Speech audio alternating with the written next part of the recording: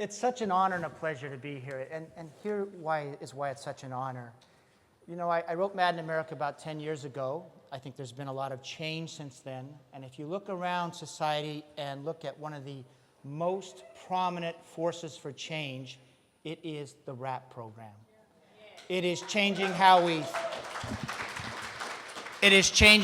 think about mental health. It's changing about how we think about what is possible.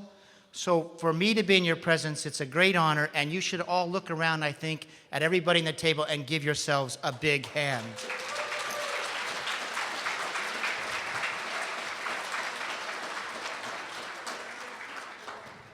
You know, you all are really fighting for a different future than we have today, and a different conception of what mental health is all about. And what I would like to do in the next 35, 40 minutes is sort of sketch out, can we imagine even a much better future? And what is science telling us about what is possible? And if we start with this thought and trying to imagine a different future, we do have to take stock about what is happening today, large scale. And if you look at our care today, we have been along a certain path really going back to the mid-1980s when a book was written called A Broken Brain by Nancy Andreasen. And the broken brain idea was, and we've heard this story, that people with mental disorders have a chemical imbalance. We have drugs that fix that chemical imbalance, and drugs became very much the cornerstone of care. Now, what has happened since we adopted that medical model and that paradigm of care? In 1987, which is the year Prozac came to market, we as a country spent about $800 million on psychiatric drugs. And 20 years later, we as a country were spending $40 billion on psychiatric drugs. That's a 50-fold increase. Now, the hope is that as we use these, quote, better medications and we got more people treated and for, quote, apparently a chemical imbalance, that you would see the burden of mental distress in our society abate, or at least stay the same. Does that make sense? More people getting treated, better drugs. But what has happened in the last 25 years? Precisely the opposite, at least by one metric. So the first thing I did in Anatomy of an Epidemic is just look at the number of people on disability due to mental illness. In other words, receiving either an SSI or an SSDI payment. Now, it's not that I think people should get support. I'm not against those programs. But what we really want, of course, is a system of care that minimizes the need for that help and helps people get work and that sort of thing.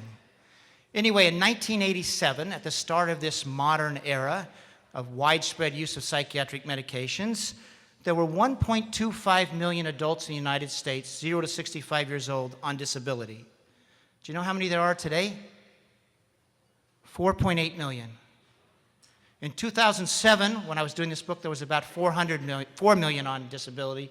There's been added to the rolls in the last 4 years, 800,000 people.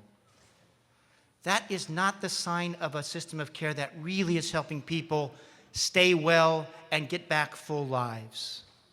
And if we look also at children, what's happening to children? It's in this last time that we really have been diagnosing children and medicating them. In 1987, there were 16,200 children in the United States receiving an SSI payment because of mental illness. Today, there are 728,000. So it's an extraordinary increase. And if you follow those children forward to when they hit age 18, the best data I can see, and this is not real clear data, but about 2/3 go on to adult disability. So you actually see in this data a sort of a new career path that has opened up in the United States. I hate to say it, but it's true. Kids get diagnosed, they get medicated, and next thing you know, they have a life as a mental patient. That did not exist before. That's part of the change. So the first thing we see in those numbers is not a paradigm of care that is decreasing sort of the burden of mental illness in our society. And I'm using those words just because that's sort of the framework. Now, since Anatomy of an Epidemic was published, I've been doing a lot of speaking abroad. So now I've been looking at disability rates in other countries. So is this phenomenon unique to the United States? Because, you know, we have in the United States, we don't have universal health care, and maybe, you know, our welfare system is collapsing, that sort of thing. Maybe it's just a social phenomenon. but actually you see it in country after country that has really adopted this medical model and the widespread use of psychiatric drugs. Australia, fourfold increase in disability in the last 20 years. New Zealand, a doubling in the disability in the last 10 years. Denmark, you see it. Sweden, you see it. Iceland, you see it. It's over and over again. Now, here's the thing.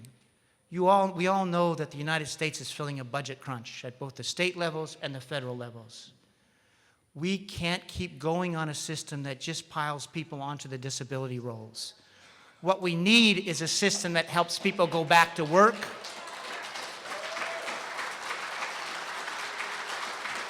and live full lives. And I think what we're going to see in the next few minutes, how possible that is, what history and science are going to tell us. Now, the second thing as we go forward, we want to ask this question. Is this broken brain paradigm true scientifically? Do people, say, diagnosed with schizophrenia or bipolar or depression, do they suffer from chemical imbalances, a known pathology? Well, if you look into, and by the way, when I began this reporting way back in 1998, I believed that to be so. In fact, I wrote a series for the Boston Globe in which we wrote about studies in which they had withdrawn antipsychotics from people diagnosed with schizophrenia, and we said, that's an unethical thing to do. These drugs are like insulin for diabetes, that's what I was told. And you would never withdraw insulin from a diabetic, so why in the heck would you withdraw antipsychotic from someone so diagnosed? But then you dig into this literature, and what do you find? You find that the chemical imbalance story arose from an understanding of how the drugs act on the brain and not from investigations into people so diagnosed. So, for example, you find, if you go back, antipsychotics, the way they work is they block dopamine receptors in the brain, which means they sort of thwart dopaminergic activity. They act as a brake. So researchers hypothesize, well, maybe schizophrenia is due to too much dopamine. And there's a long story about this search. Do people with so diagnosed have overactive dopamine systems as a matter of course? They did not find that to be so. And so, for example, you can read a text by Stephen Hyman, who's a former director of the NIMH, and he writes in 2003, it's a text I think called Molecular Psychiatry. He says, there is no compelling evidence that a lesion in the dopaminergic system is a primary cause of schizophrenia. Not true. Now, how about the more familiar story we've heard since antidepressants were so heavily advertised in the last 20 years?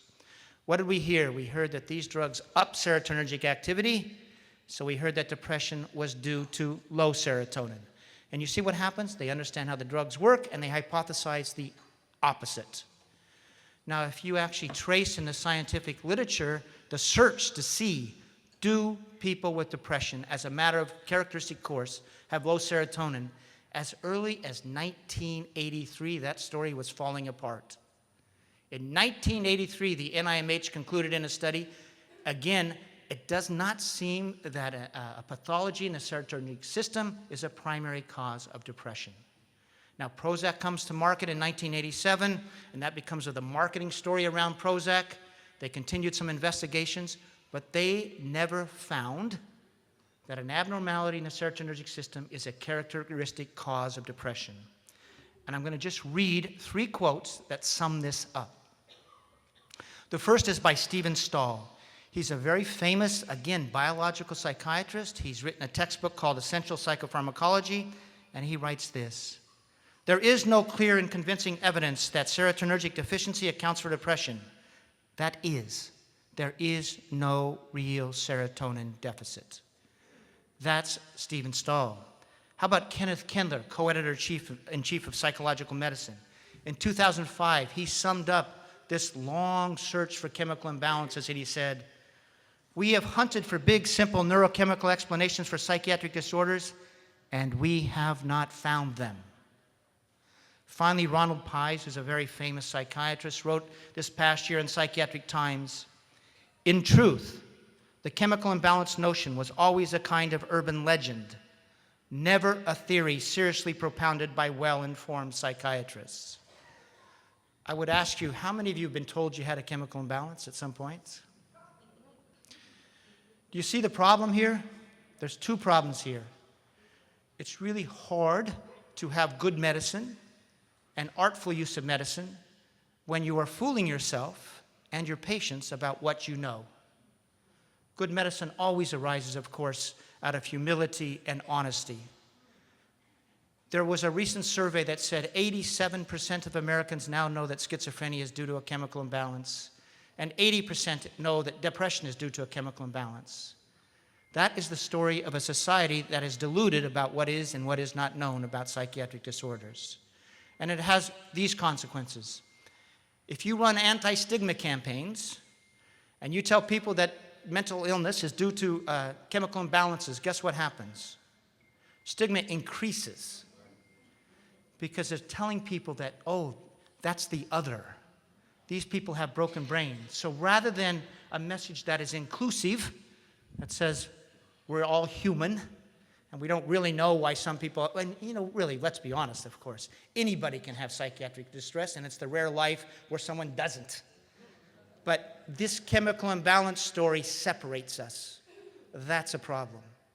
And it was also talking about what happens as a society in response to Newtown and Sandy Hook, as if there's this group of people with an identifiable broken brain. It's nonsense, but it leads to bad social policy. And then the other thing is this. This is the rationale for long-term medication use. You have an imbalance and like insulin for diabetics. And so it's telling us that rationale, which tells us you got to take your drugs for life, and I'm willing to bet many of you were told that, is not based in good, solid science. Okay? Now let's take the next step as we begin to imagine what is possible. And this is not an anti-med thing. I actually think the medications have a place. The question is what place? And maybe it's quite different. So one of the things I did in Anatomy of an Epidemic is I tried to look at is what is the natural course of, quote, schizophrenia or depression or bipolar disorder? Because the story, again, that we've told ourselves is that these are very chronic disorders. They're lifelong disorders. We've also told the story that prior to the arrival of Thorazine in asylum medicine in 1955, people couldn't live outside the asylum, the mental hospitals. That's part of the story. These are the drugs that enable us to live outside the hospital. So the very first thing I did is, well, what were outcomes like for schizophrenia patients from 1945 to 1955? Now, 1955 was the year that Thorazine comes in the market, and the understanding is this was a great leap forward. So I looked at studies done from 1945 to 1955, a first episode schizophrenia, people hospitalized for it, and here's what you find. 60 to 70% would be discharged within 12 to 18 months. At the end of 5 years, roughly 65, 70% would be living independently in the community. Over 50% would be working. So this idea we have that everybody so diagnosed is going to have this chronic course is not supported by that evidence. Now, in England at this time, they also did a 5-year study. They were diagnosing schizophrenia more narrowly, and what did they find 5 years later? 5 years later, 1/3 of their patients just weren't symptomatic anymore. They had a schizophrenic time episode, but then those symptoms abated and they were on with their life. There was another 20% that were still symptomatic but working, functioning okay in the community. Maybe they were hearing voices or whatever it might be. So in other words, more than 50% were working and functioning independently. Now that's a vision. And have you all heard the story about schizophrenia outcomes 1/3, 1/3, 1/3? Well, what does that really mean? Well, I think it comes back to this time, and it means this. 1/3 just get better. 5 years later, they're not schizophrenic anymore. And I'm using this term because it's a medical term. I'm not trying to use it in a pejorative sense. But those symptoms that we call schizophrenia, they're gone. And there's another 1/3 that maybe they're still symptomatic, but when you say, okay, they're functioning out in society, okay? And often they're able to work. And really it's only about 1/3 that becomes chronically ill. That's a much more optimistic vision of this disorder we see as the most serious disorder. Now, what other data do we have like this in terms of quote, schizophrenia? Well, we have a study by Courtney Harding.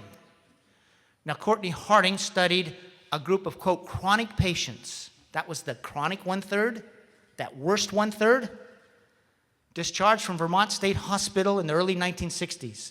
Now, at this time, Vermont had a very progressive psychosocial program about rehabilitating people back into the system and getting them to work.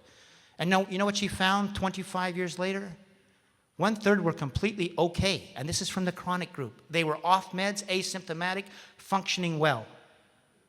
That's a real, and that is not of the whole cohort. That's from the chronic cohort. And then there was another group of people doing well. And you know what she concluded? It is a myth that this is necessarily a chronic condition, that people need medications all our lives.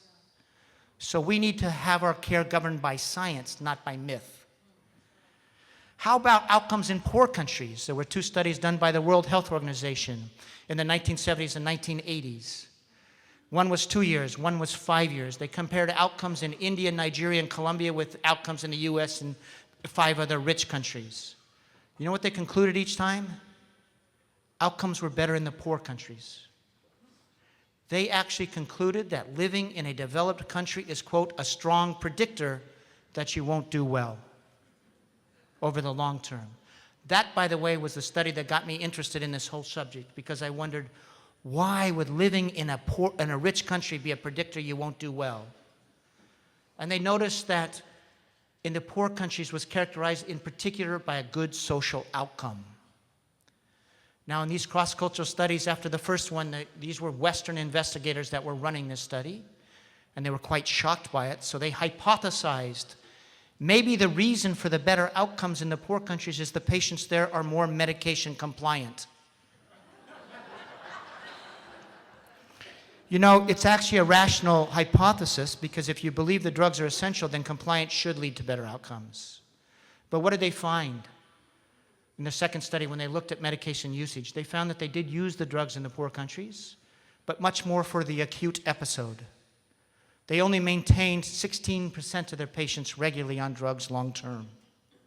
So in that cross-cultural study, where we saw much better outcomes, the drugs were being used differently on a much more selective basis, in a very different model than we have to now. By the way, they went back at those cohorts and looked at how they were doing 15 to 20 years later, and something like 73% of the patients in the poor countries were employed, and 53% were just weren't symptomatic anymore.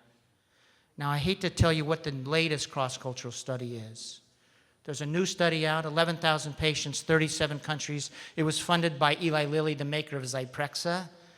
Now, this study was designed to show the merits of keeping people on meds regularly. And actually, obviously, what the hopeful was you should be on Zyprexa. In this study, the difference is this. Everybody was on drugs all 3 years. And guess what happened? In one way, the results are okay. There was a lot of clinical control of symptoms. But functional outcomes in the poor countries now stink. They are, in terms of working and social integration, they're now as bad or worse than they are in the developed countries. So from this cross-cultural studies, you see that maybe this one-size-fits-all paradigm of care isn't so great.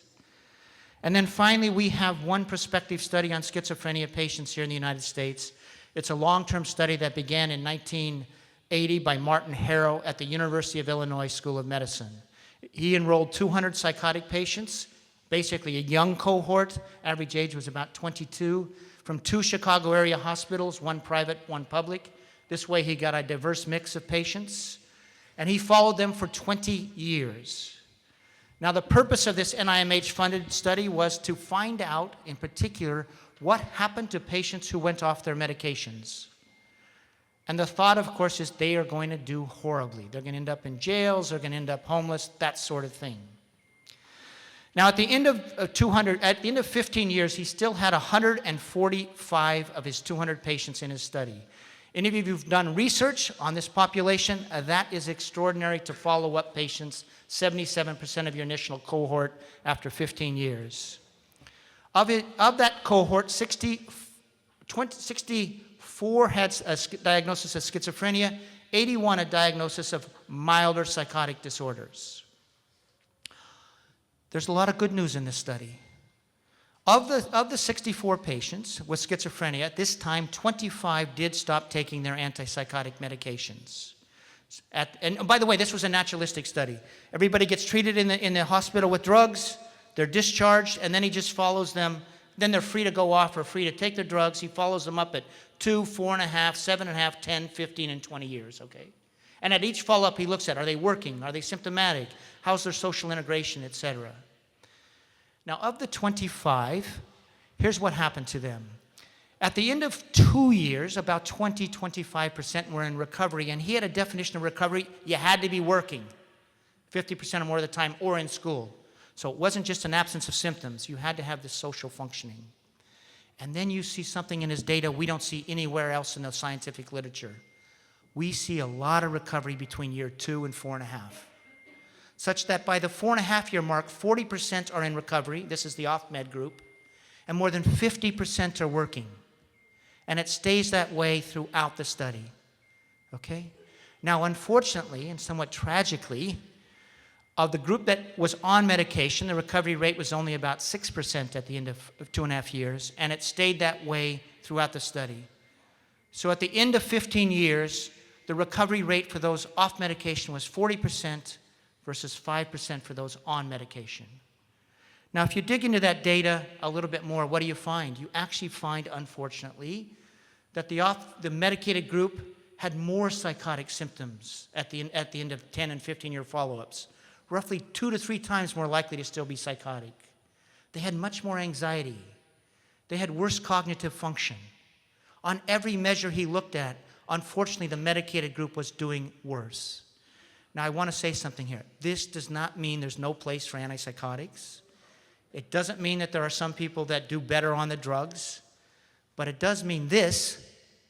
We need to open up our paradigm of care to understand that maybe some people will do better off the meds. That's what we need.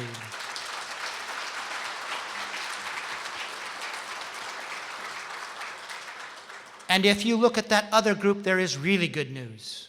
That the group with milder psychotic disorders, about half, more than half actually in that time, it wouldn't be true today, got off the meds. And as a group, they basically, as a group, were in the recovered category at the end. In other words, you saw an abatement of symptoms and you saw real high employment rates. So what you're seeing there is and let's look at the good news, an extraordinary capacity to recover that we have lost.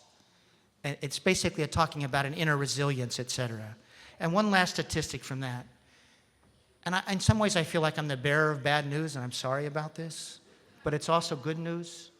He also compared patients who were off medications among the schizophrenia group at year 2 and never took meds in the next 18 years versus the medication-compliant group throughout. Now, and he looked at people who had a period of sustained recovery who worked for a time. Among those who the medication-compliant group, only 17% had even one period of sustained recovery. And the reason was they weren't working. Now, there was a lot of symptom control, et cetera, but they weren't working. Among the group that got off, took themselves off by year 2 and stayed off the rest of the time, 87% had 2 or more sustained periods of recovery where they were working. So again, let's focus on the possibility. It's talking about people who had this diagnosis going back to work. And you know what he found? He found people one became a lawyer, teachers, other professions. But you know what happened to those people when they dropped out? Do you think they went to their law school friends and said, oh, you know, I had a diagnosis of schizophrenia? Do you think the teachers went into the classroom, the professors said, oh, you know, I used to have this diagnosis? They disappear. We lose sight of those who drop out and do well. They stop identifying, and frankly, you can understand why. But we need to reclaim these successes as part of what's possible. Now, if you look at depression, you go back to studies in the 1940s, people hospitalized for major depression, who we're told today is chronic. You know what you found there with the hospitalized depression? People got better. Within 12 months or so, about 85% would be better and would be discharged. If you follow those people long term, you would find it would go like this. 50% would never come back to the hospital. About 30% might have it was seen as an episodic disorder, either a second or a third episode, and only 20% really became sort of chronically depressed. That was the same thing with manic depressive illness, which we call bipolar today. You'd see the mania would pass, the depression would pass, they'd get released, and if you follow them up long time, about 50% would never come back, 30% might have 2 or 3 episodes in 15 per years, and only about 20% became chronically ill, and employment rates were around 75, 85%. Now listen to what the leading depression experts said about affective disorders in the 1960s and 1970s. This is from Jonathan Cole. He was the head of the Psychopharmacology Service Center. Depression is, on the whole, one of the psychiatric conditions with the best prognosis for eventual recovery with or without treatment. Most depressions are self-limited. They're episodic. Here is the leading depression doctor in 1964, Nathan Klein. In the treatment of depression, one always has an ally in the fact that most depressions terminate in spontaneous remissions. This means that in many cases, regardless of what one does, the patient eventually will begin to get better. You hear the resilience in those words? You can be knocked down. You can go into these difficult periods, but humans are resilient. We are so resilient. And one of the things I love about the RAP campaign, it's about tapping into that resilience, but we need to rediscover that capacity within humans.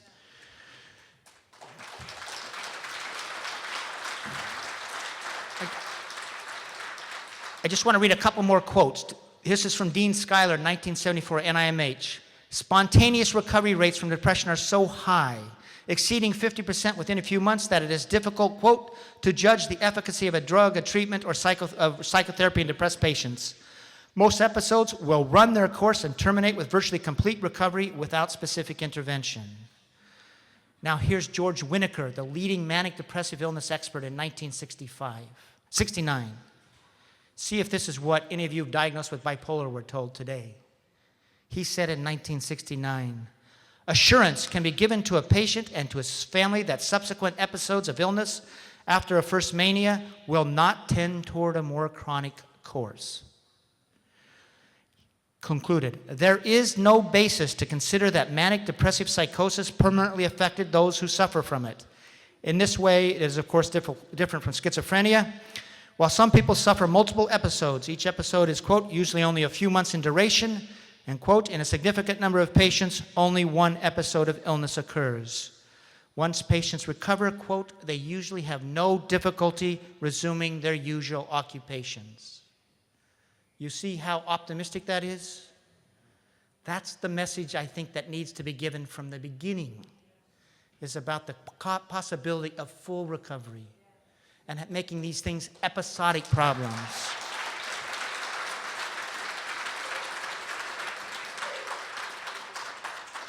And one final quote of this sort. It's from Sanporn Bachhoven. He was at Boston Psychopathic Hospital, and he sums up this data in this way. And he worked for a long time at that hospital. The majority of mental illnesses, especially the most severe, are largely self-limiting in nature if the patient is not subjected to a demeaning experience or loss of rights and liberties.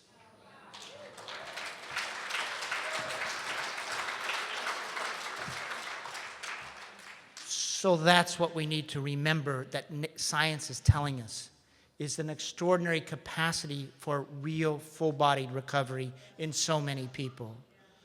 Now there may be, and I try to look at this in a really sort of cold-eyed way. If you look at groups of first episode psychotic patients, whatever psychosis is, there may be a group that's going to end up sort of chronically psychotic or problematic. And maybe that's true with depression, and maybe that's true with people diagnosed with bipolar. But it's not the universal course. It's the minority course, and I'm sure of that. So, once we say this, what is the possibility for this? Well, we can rethink our care. Now, the first thing I think we need to do in terms of rethinking our care is start with optimism and hope, which is what the Wellness Center does. Now, there was a study that I think illustrates in so many ways the utter idiocy of the way we think about this. It was a study done by Swiss investigators of 142 people diagnosed either with schizophrenia or schizoaffective disorder. And what they found is that patients with high insight, and these were patients that agreed with their doctors that they had a chronic and disabling brain disease, that was seen as high insight, they were more likely to have a poor outcome. And they were more likely to suffer as depression, hopelessness, and lowered quality of life.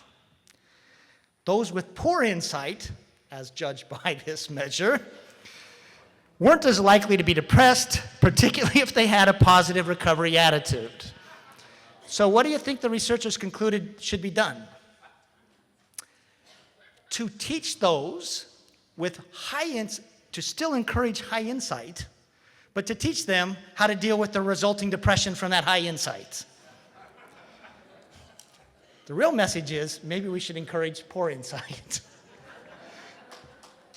So what is the opportunity here? Stop telling people they have necessarily a broken brain, a chemical imbalance, a lifelong chronic disorder.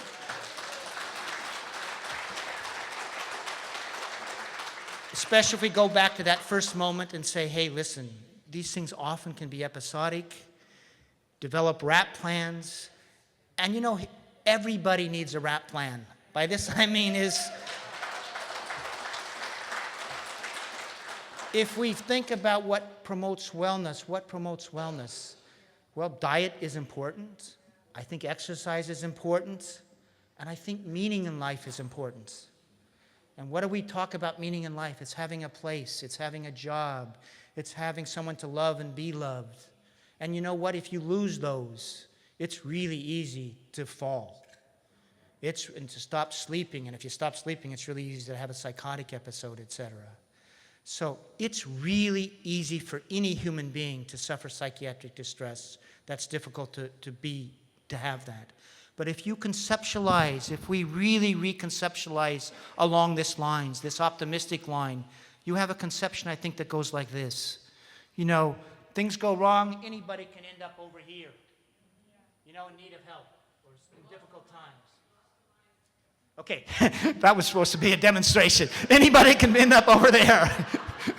But the point is, if anybody can end up over there, anybody can end up back here too. That's the possibility.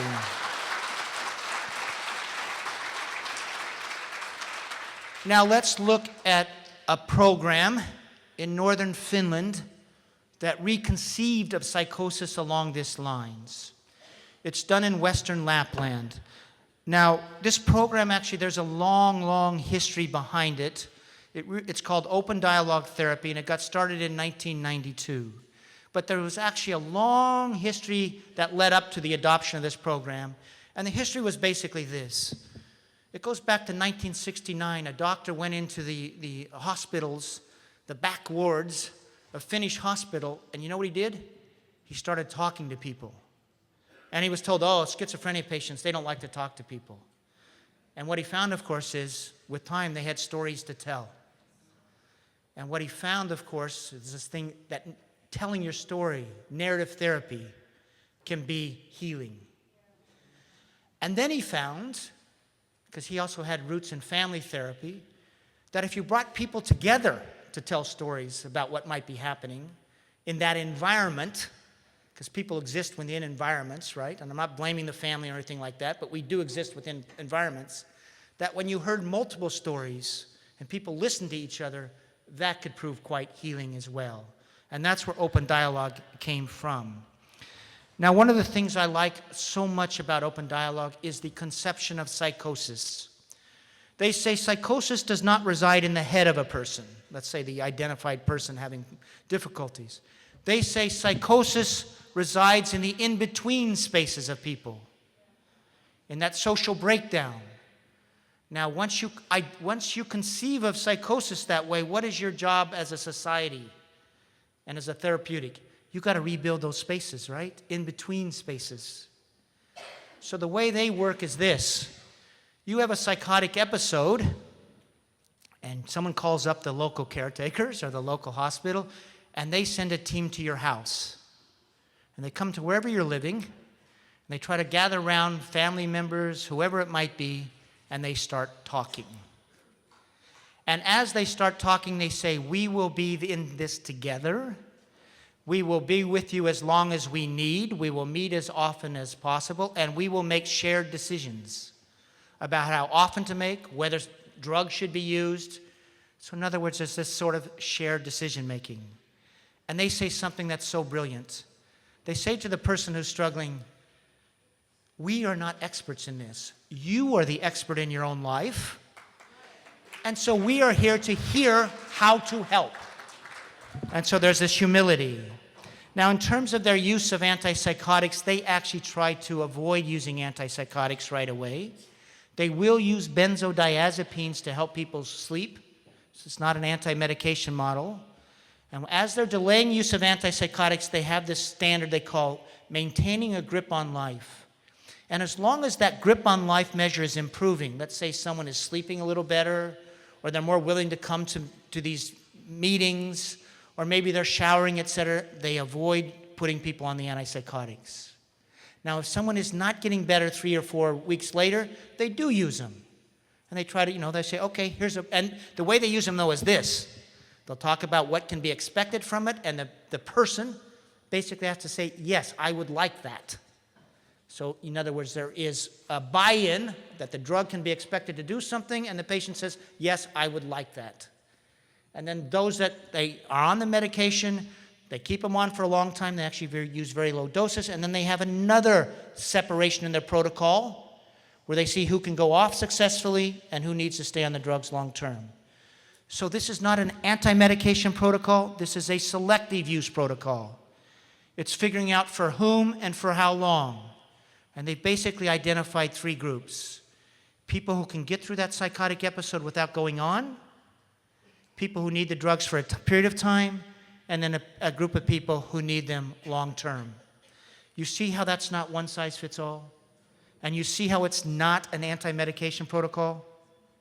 It's a best use protocol. Now, they began using this in 1992, and they now have the best outcomes in the Western world, by far. If you look at their first episode psychotic patients 5 years later, 80% are working or back in school and basically asymptomatic. And only about 20% have become chronically, sort of in need of care. Now that seems real surprising, right? But remember what we saw before? We saw a lot of natural recovery, right? And what they're learning is by building these bridges, you can really help people get back full lives. And by the way, as part of what this narrative therapy, they bring in employers. They bring in school counselors at some point. Why? They want to build bridges back to work, back to school. And here's the most stunning data of all. Of that 80% working or back in school, back in the employment community, their unemployment rate is lower than it is for the Finnish population as a whole. So that tells what is possible. The other thing that is happening there is schizophrenia is disappearing. Now, why is that? Back in the mid-1980s, before they started that, this is a population of about 80,000 people, 70,000 people. They were getting 27 new cases of schizophrenia per year. If you do your prevalence numbers, that's a lot of new schizophrenia cases. It was one of the highest rates in all of Europe. They're now down to 2 or 3 cases. But the eruption of psychosis in their society basically is the same frequency. They're still getting the same number of first episode patients.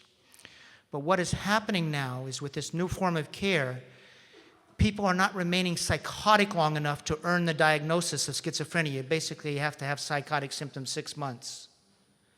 So what is happening is they have changed first episode psychosis, which used to so regularly end up in a schizophrenia diagnosis, by and large, for 80% of their patients into an episodic disorder. So that tells us what is possible. Now, when I wrote Anatomy of an Epidemic, I wrote about this program, and this is almost 3 years ago now, and Anatomy of an Epidemic has had its own sort of up and down time. When it first came out, there was some really brutal reviews. There was a review in the Boston Globe that said, you know, this guy's like an AIDS denier. Lovely thing to wake up and open your morning paper and be likened to an AIDS denier. And they likened me to a South African dictator who, by reason of denying AIDS, had caused hundreds of thousands of deaths. And basically said this is a dangerous book. Where are we today?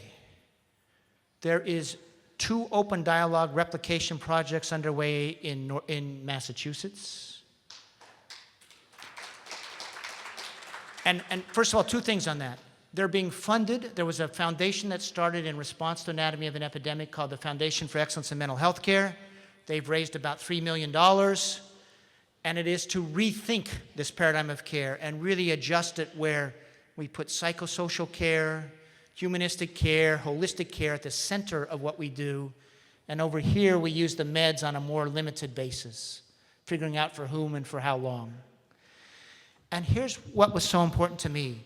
These programs, these pilot projects, they had to get IRB approval, institutional review boards. These are boards that review studies of this sort to make sure they're ethical. Now, 3 years ago, you could not have gotten approval for an open dialogue replication project in the United States because it was seen as unethical if someone came in with psychosis to not hit them with antipsychotics right away. Okay, it was seen as bad for the brain or something if you didn't put them on antipsychotics right away. But what these 2 groups did is they presented a lot of the data I presented in Anatomy of an Epidemic to those IRB boards, and they said, look at this. This is an evidence-based thing to do, to use drugs in a more selective manner. And after the IRBs reviewed that, they said, yes, it makes sense. So what that shows is the power of science, if it can be properly discussed and placed before people, to implement change and to lead to change. And the other good thing I think that is happening now is increasingly I'm asked to give grand rounds at medical schools. And that's because those young doctors are on all, they're reading the book, they're going back to the source documents and they're going, uh-oh, maybe we need to rethink this. And I just got an email this morning. I gave a grand rounds at SUNY Downstate in Brooklyn on Wednesday. And imagine you've got doctors and you're saying to them, I think you're using your drugs wrong. And I think you really need to look at the long-term effects. You can imagine the resistance in the room, right? I got an email today, said, thank you. This is from the head of it. The point of this is this, and we're going to reevaluate our long-term use of these medications.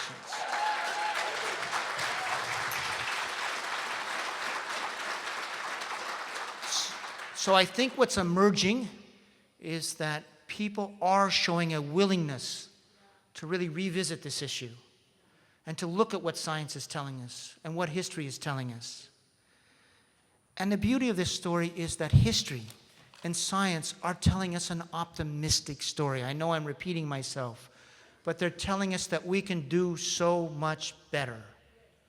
And we have opened up, I hate to say it, this path in our society where people they stumble, they fall, they have a difficult time, and then they get stuck in that path because of the way we conceive of mental disorders and, and basically how we treat it. And what you all are helping to do, or not helping to do, but are really doing is you're forging a different story. You're forging a story that tells us, that reminds all of us of our common humanity, not our separateness, but our common humanity and the glory of human beings. The fact that, yeah, we can suffer, we can have extraordinary difficult times, we can be depressed, we can be manic, and we can be psychotic. And I like to sometimes joke with psychiatrists, ditch your text and read your Shakespeare, because Shakespeare will tell you about a much broader vision of humanity. But that's what history and science is telling us, is that to suffer mental distress is to be human, but there's also to be human is to have an extraordinary resilience, capacity for change, and what the Wellness Center and what you all are doing is reminding us of this and building systems that create that. So God bless you all. You're doing really important work.